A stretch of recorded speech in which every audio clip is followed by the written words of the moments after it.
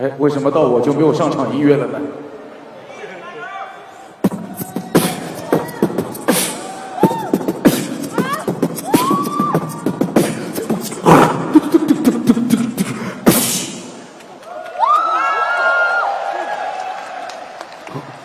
？OK， 接下来是今天晚上的第7场比赛，也是一场8个回合的超重量级168磅的 WBO 大中华金腰带争夺战。大家已经看到两位选手站在台上了，蓝角是来自山东潍坊的董超群，从权力联盟开启职业生涯以来，他目前的战绩是5胜1负3次 KO。伴随联盟的每一场比赛，董超群都在成长。红角是来自新疆的伊丽莎提亚里瓦尔，在权力联盟的第1季里，伊丽莎提用他的重拳横扫千军，6场比赛全胜，而且5次 KO。相信这样的两位选手在台上的对决，一定会是让你热血沸腾的金腰带之战。再看一下我们台中间这条，就是 WBO 特别为我们颁发的超重量级168磅的大中华区金腰带。一会儿谁能够带走这条金腰带？这场比赛会不会又像之前场比赛一样，打不满8个回合就决出胜负呢？让我们一起用最热烈的欢呼声和掌声，再一次期待一下两位选手的精彩表现。1、2、3 ，OK， 好吧，我们的所有的工作人员请撤场，我们把拳台交给这两位即将争夺这条金腰带的选手。再次介绍本场比赛的主裁是索罗卡维坤，边裁是索朗佐伊波长、麦克苏曼以及丹瑞克斯查普达森。One more again for the rule. Don't do any foul. Obey my commands all around. When I stop, you stop. When I say break, you one full step back and protect yourself all time. That's long.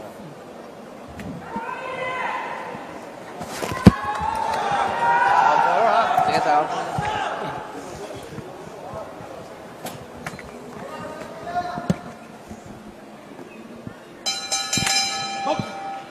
第一回合的比赛已经开始了，这也是一场非常精彩的巅峰对决啊！将会再决出一条金腰带啊，就是 WBO 大中华的金腰带。那么这场比赛将会进行8个回合，由董超群对阵伊利夏提。这场比赛跟上场比赛一样，这两个人也是2分战，之前打过一场。上一场的结果呢是董超群呢第2个回合被伊利夏提呢一个腹部重击呢击倒，形成了一个 KO。这一场看看他能不能完成一个复仇之战。董超群绰号叫龙旋风啊，1994年出生，他的主要打法就是这种防守反击，而且他的拳比较的硬朗。是，这两个人的重拳都不是盖的 ，KO 力都比较高。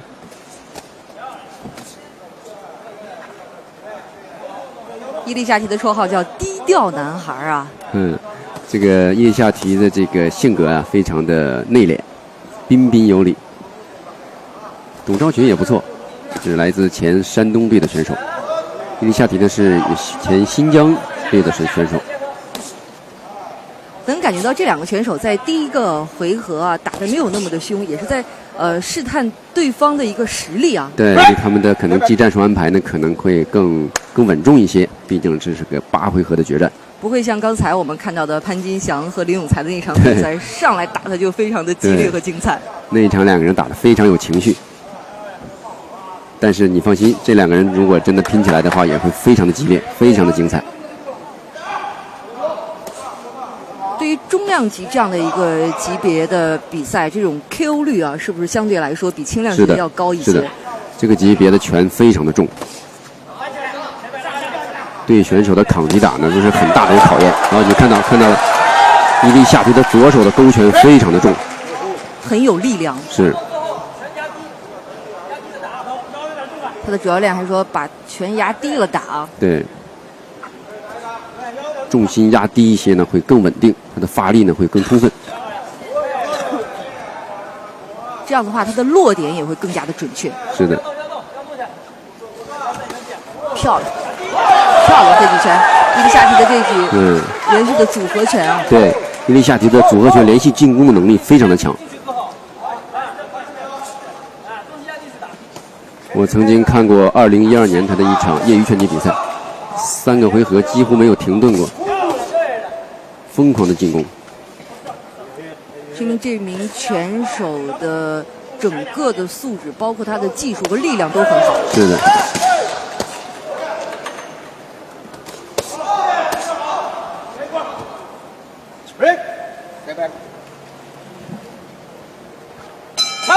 好，第一回合比赛结束了。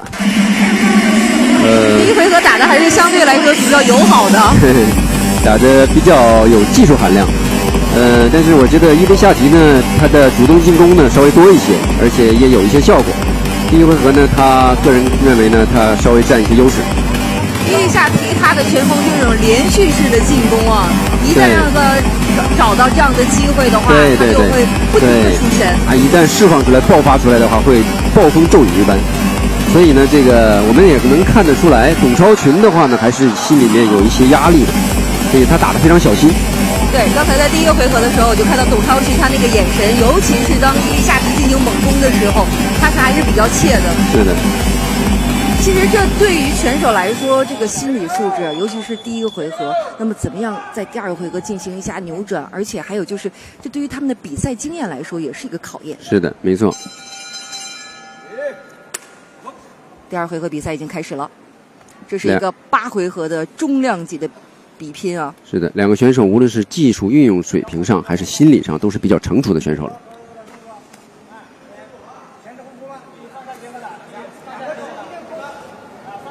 能感觉到伊丽莎提的这个脚法啊，这个脚步的移动速度还是非常快的，比较灵活。对对，伊丽莎提很灵活，在这个级别来说，她的移动、她的速度都算是比较快的。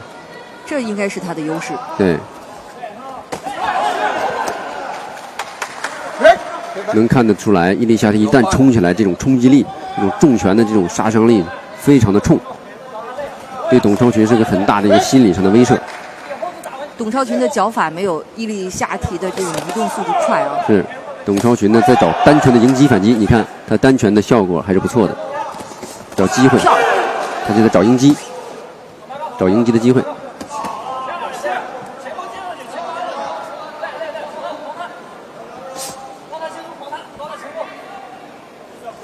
董超群一直在用刺拳进行试探啊。对，在破坏对手，干扰对手。干扰对手的现在这种节奏很重要。是。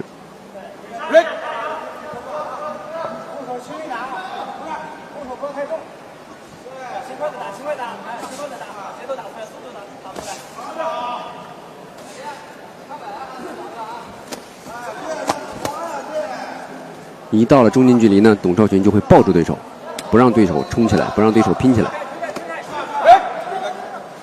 他的战术思路是对的。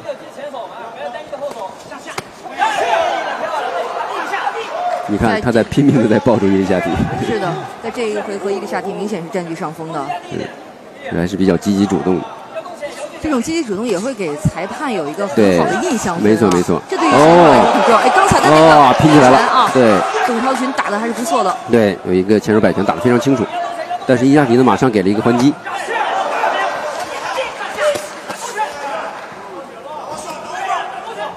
他的教练一直在场上勾拳啊，这几拳还是很到位的。是。漂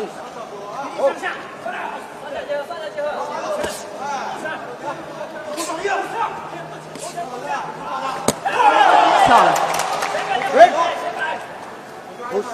有的时候教练在场下指导拳手的时候，对于拳手来说真的是一个考验。为什么？因为他在场上的因素很多。对。比赛要专注，而且要把自己的技术发挥出来。还有就是教练的战术布置，在这个时候如何的运用。对，他可能有的时候想执行，但是场上的形势呢又不允许他马上去执行，或者是会受到一些破坏，这是很复杂的一个问题，需要选手强大的一个心理素质和成熟的一个经验。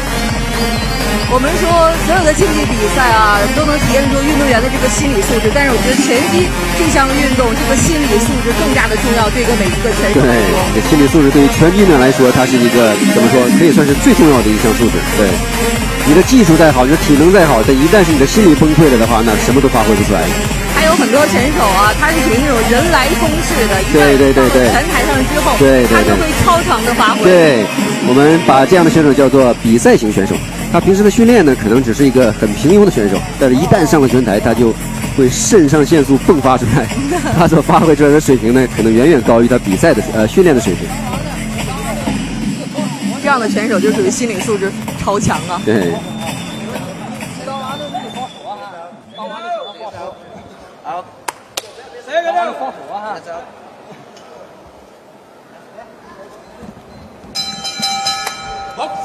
第二回合的比赛已经开始了。第三回合应该是第三回合。第三回合的比赛。对。说明前2个回合打得相当的精彩啊！是。时间过得非常的快。对，这2个人的比赛的技术含量是非常高的。对。虽然呢，董超群呢总是过多的这个搂抱，但是这是一种技战术的运用，这是对的，这是没错的。可以节省一下体力啊。不，它主要是化解掉对手这种冲击力，对手连续的拼打。因为他中近距离的拼打能力是不如伊丽夏提的，所以他一定要用这种战术，打破他的这样的一种节奏。对。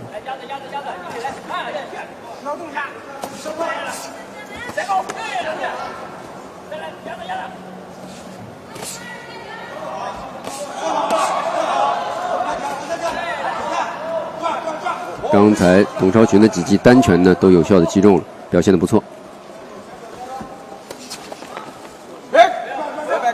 伊丽夏提属于那种猛打猛攻球的拳手啊。对，但是董超群呢不给他距离，只要你冲起来，我就各种腰部的动作和搂抱的技术来防守，不停的向后退啊。对，刚才伊丽夏提有一个后手之拳打中了。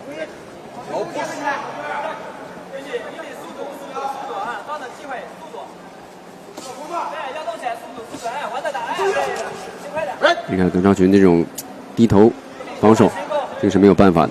距离完全被破坏掉，是因为你抓不着我。对，我不给你击打的距离和目标，还有角度。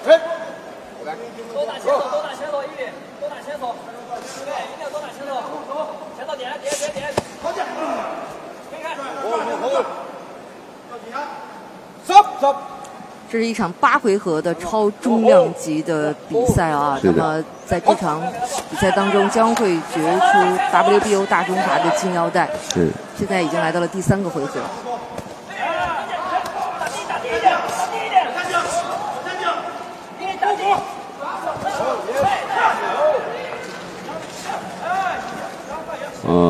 董超群在压伊丽夏提的头。现在伊丽夏提把董超群逼到了一个围剿。是。董超群的经验还是非常丰富的。能感觉到他头脑很灵活，在场上。对，扬长避短，我一定不在我这个处于劣势的方面跟你去对抗。你看，马上要搂抱住，很聪明。但是对于对手来说，伊丽夏提啊，由于他不停的步步的紧逼压迫式的打法，他的体能消耗来说就比较大。是的，但是他平时的训练呢，一定是因为他就是这样的风格，所以平时的训练的话，就是围绕着这样的一个特点来训练的，所以我觉得体能上问题可能不大。哇，这一击打中了，很漂亮。2个选手还非常的友好，到最后的时候哈。2个人都打过一次了，而且打过之后，下面2个人其实已经形成了一个很好的朋友的关系。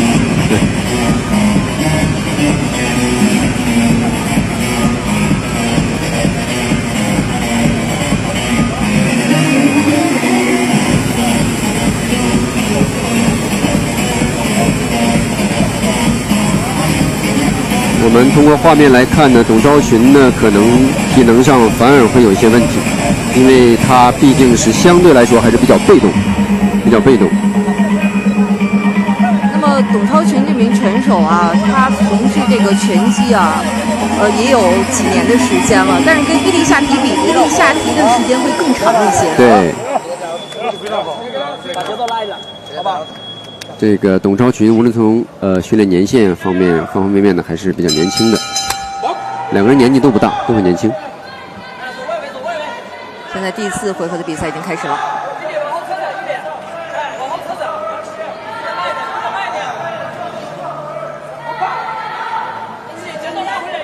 董超群的在场上的节奏把控得很好，对，始终在控制这样一个距离，在瞄着你。这种距离一旦控制好的话，不但能节省体力，更重要的是也会给对方造成很大的杀伤力。对。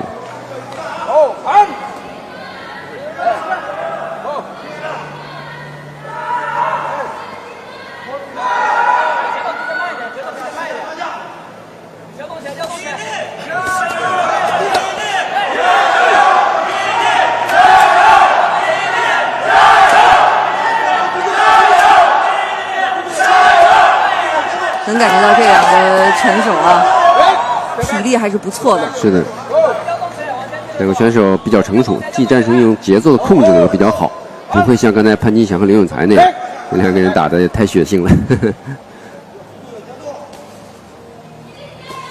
这两个选手打的相对来说比较冷静啊。对。所以说，如果照这样的态势发展下去的话，能打满8个回合啊。没问题，没问题，这两个人绝对没问题。但是他们这个级别，包括这两个选手的重拳的水平的话，随时都可能会出现意外击倒。这个时候就考验这两名选手在场上的这个注意力了。对。有的时候注意力稍微有那么一点点不集中，被对方偷袭了，可能就会有 KO 的情况。是的。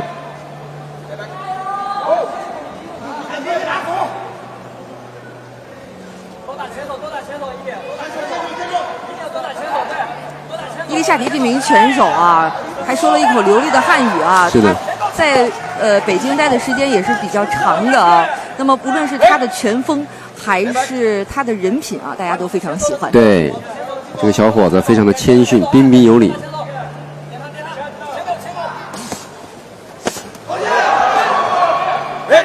董超群这名拳手，他的主要风格也是打这种防守反击啊。对，打防守反击，打控制，打应急反击。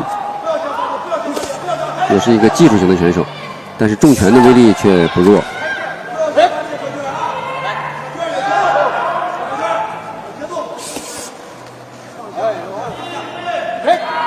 其实，在场上能够控制自己的同时，也能控制住对手，这对一个拳手来说格外的重要。是的，这种控制能力很重要。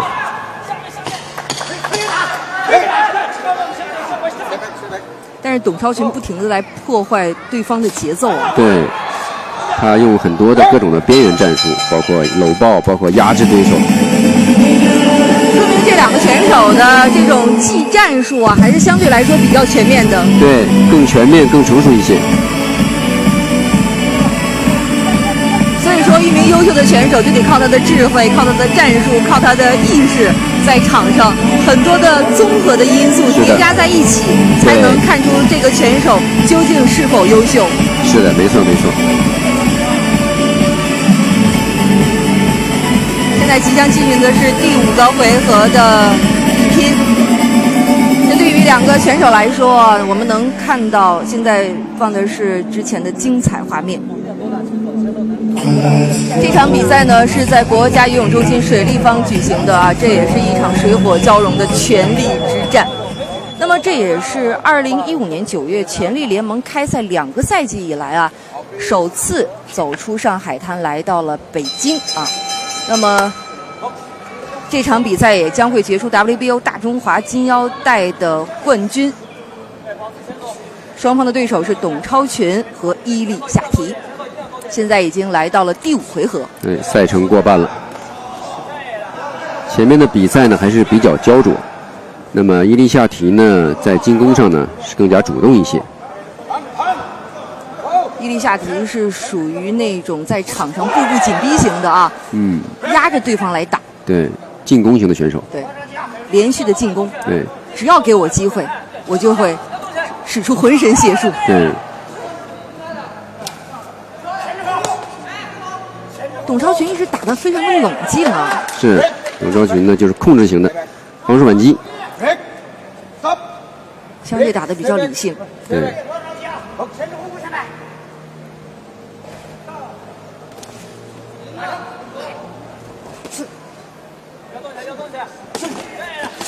漂亮，漂亮漂亮！一旦拼起来的话，这个董超群绝对是拼不过伊丽夏提的。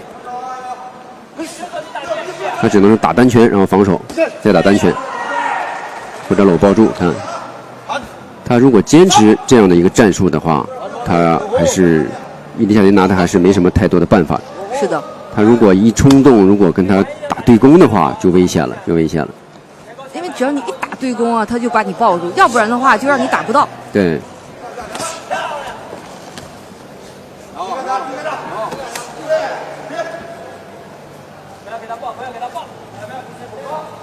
伊丽夏提的教练一直在说不让他抱，不让他抱。是。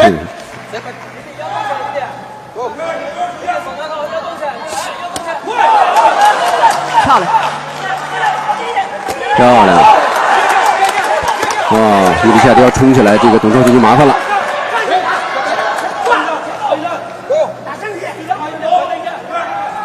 伊丽夏提的脚步依旧是那么的灵活和犀利啊，凌厉的脚步啊，是伊丽夏提的法宝。是。哇哦，这两拳非常的危险。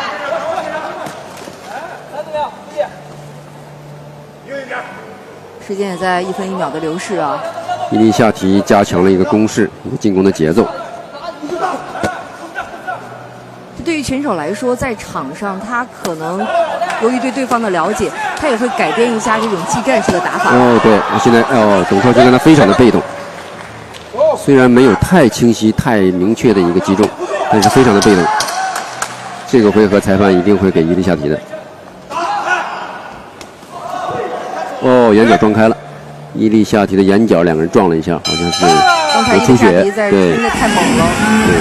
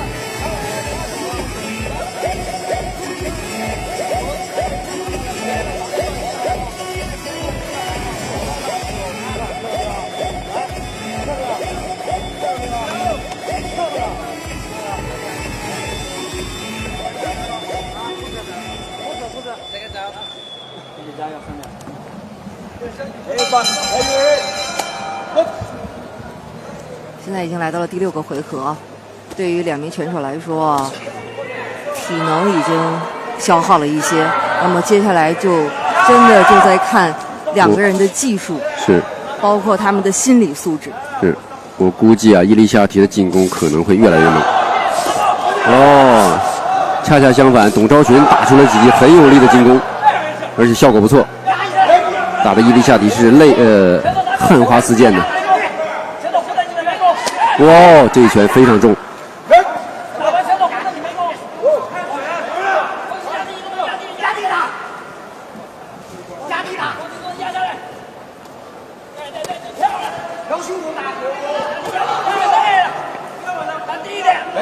对于伊丽夏提来说，他现在的打法可能就是相对来说比较单一了，因为董超群已经知道他是如何进行进攻，如何连续出拳。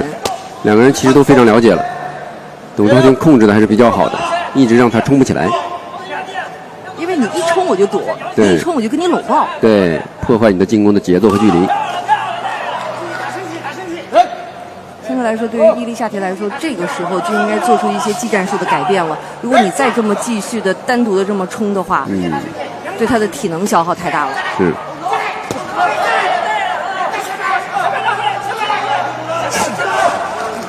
这个愈发太大了，对，他发力太大了。刚才那拳打空了。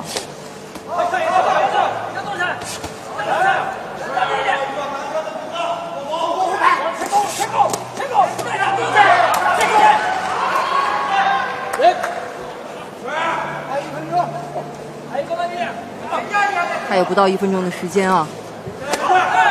在这个回合当中，我们能感觉到董超群打得相对的冷静，而且比较有章法，是一张一弛啊。那么对于伊丽莎提来说，他在这个回合并不太占优势。因为开始的时候，董超群的几个有力的进攻呢，打得非常清晰。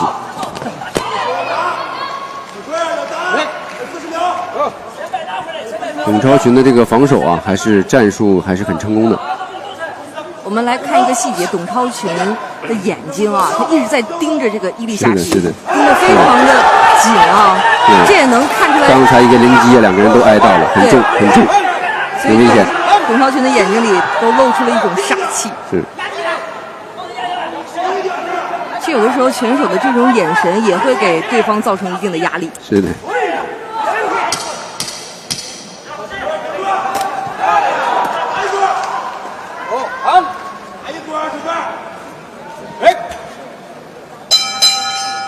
这个回合结束了。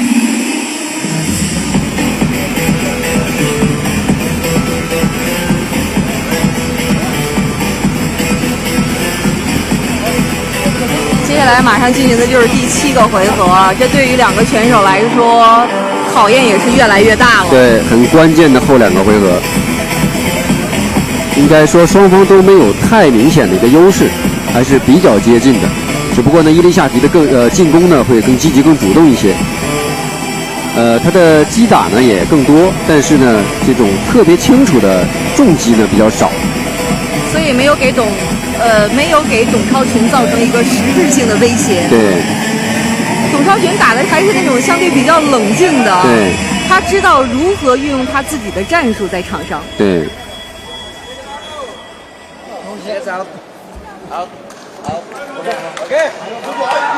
董超群这名选手从小都非常喜欢拳击啊，而且他的偶像是泰森啊。但是他对技战术运用的特点呢，跟泰森就有点相背甚远。对。我们忘带护齿，这是裁判的一个失误。好，现在进行到了第7个回合。董超群的这种冷拳呢、偷袭拳呢，成功率非常高。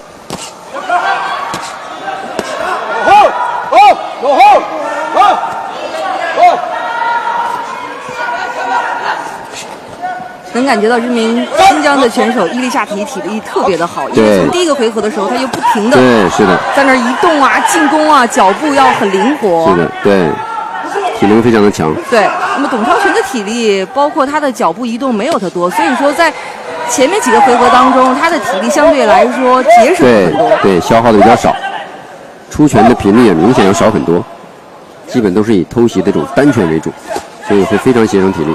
他更多的体能可能都是用在防守、距离的控制，包括搂抱这些方面。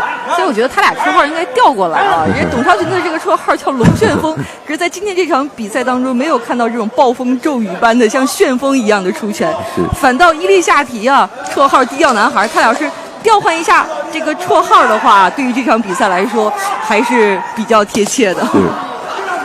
这个伊丽莎提的后手拳的愈发还是比较大。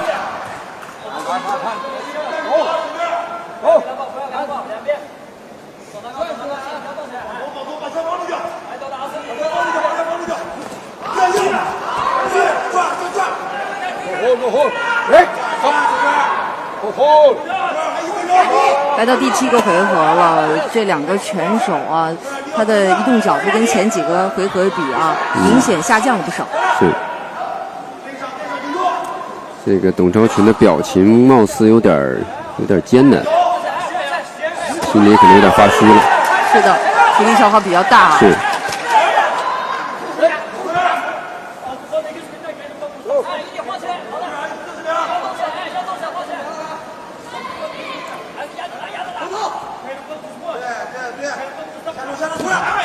哇，这个前上之拳打得蛮重的。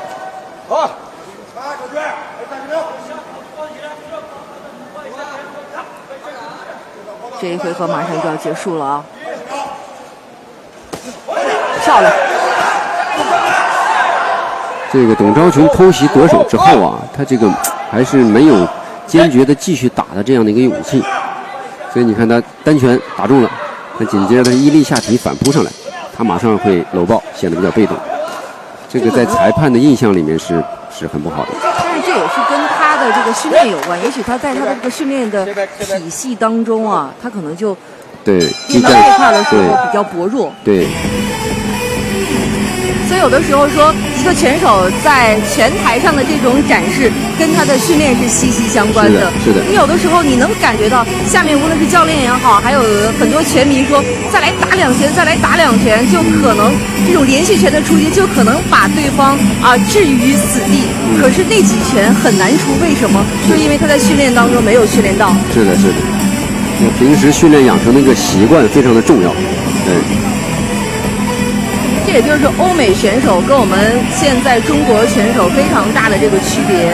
你看，在帕皮奥打拳的时候，你能感觉到他那种暴风骤雨的那种拳风。对，这种连续进攻的能力、意识和整个技术水平，它都是跟你平时的训练息息相关的。平时的训练就要培养成这种强大的意志力，这种心理上的一个魄力。对，那你平时训练成习惯的话，比赛的时候就可以做到连续进攻的这样的一个意识。现在是最后一个回合，董超群在最后一回合要反扑了，因为前面的确实比较被动。是滑倒了，地上有水，滑倒了。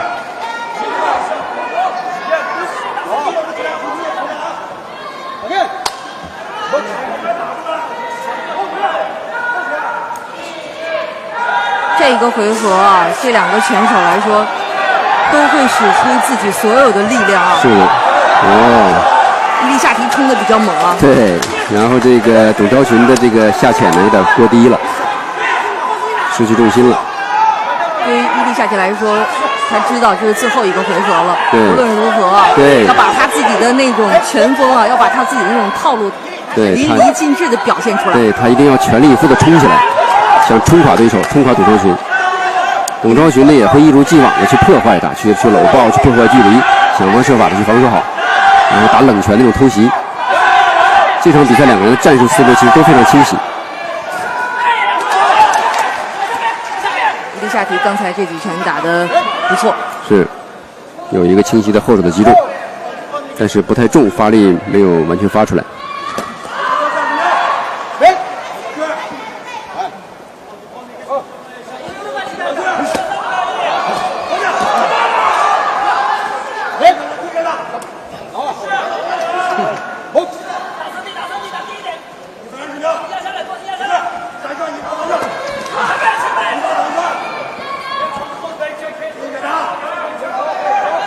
很艰苦的一场比赛，尤其现在董超群的话还是比较被动，因为伊利夏提不停地在追着董超群。伊利夏提的这种气势啊是非常坚决的。他们2个你一拳我一拳，2个人在互相的拼重拳。但是董超群的表情非常痛苦，他的体能已经到了极限了。现在还有45秒。你看伊利夏提的连续攻击还是这样的强。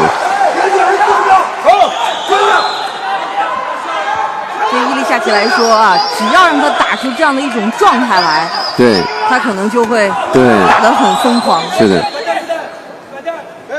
伊利夏提的体能没有丝毫的下降的感觉，还在不断的冲击。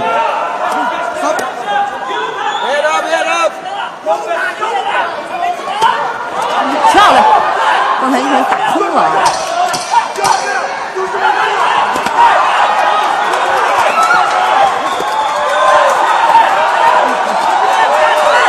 这2个拳手真的是最后一个重拳抡空了，2个这场比赛打得意犹未尽的感觉。是的，非常精彩的比赛啊。是的。伊利夏提这名选手的素质还是不错的。对，他的进攻的欲望太强了，这个在拳击台上是需要这样的一种激情的。这种激情也能点燃现场的观众朋友。对，这是观众会特别乐意看到的。观众特别喜欢看那种对攻型的，无论是阵地战你来我往，还是说那种脚步移动很快的。是这样，如果比如说今天董超群，他的这种防守反击如果运用的更加出色，非常的漂亮，像拳王梅维瑟一样，那么毫无疑问呢，大家会非常的欣赏。但是如果显得比较被动、比较消极，甚至很多的时候可能是比较踉跄啊这种感觉，甚至有一些犯规的动作，那这样的话可能就不是观众或者是专业的球迷所欣赏的。让我们来听听最终的比赛结果。最有感触的是，因为从胜利世家开始做全力巅峰、全力之战、全力之战1、2，包括全力联盟所有比赛以来，王厂长是每一场比赛的主持人。我在这个拳台上已经超过主持了400场拳赛，各种的。所以在这么多的比赛当中，我看到了一个一个拳手他们的成长。说实话，让我觉得很惊讶的是，我们的本场比赛的来自山东潍坊的董超群，他在这个比赛当中一路走来，进步非常大。大家也看到了，董超群靠他自己的意志和他自己的战术结合，包括配合他自己惊人的体能训练，最后在我们排山倒海的重拳的安利瓦尔伊利夏基之前，完全撑住了。但是不管怎么样，我还是要宣布一下比赛的。其实这个比赛，大家其实我不需要制造悬念，因为所有人看得很清楚。但是还是要说一下3位裁判的打分，3位裁判的打分分别是79比73、79比73以及79比73。本场比赛的获胜者，金腰带的得主 ，The belt goes to Red Corner 伊利夏基吴志林获胜。那最终呢，裁判还是把胜利呢交给了伊利夏提。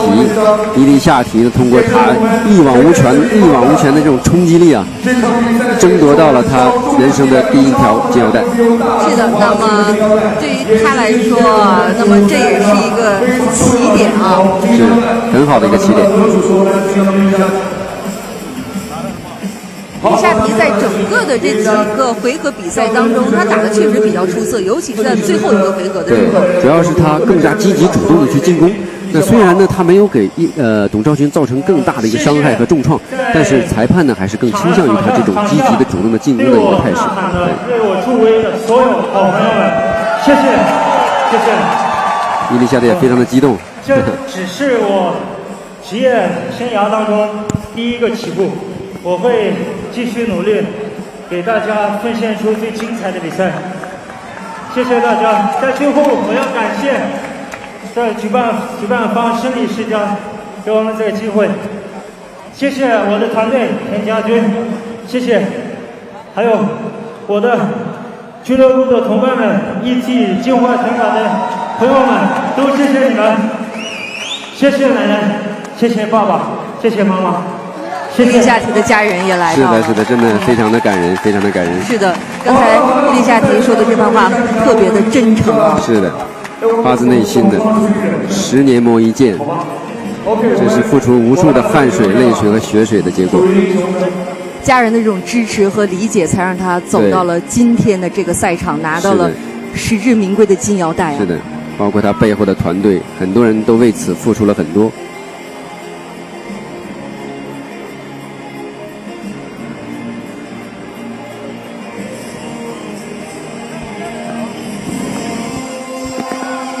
大家知道，我们伊斯兰教的朋友们刚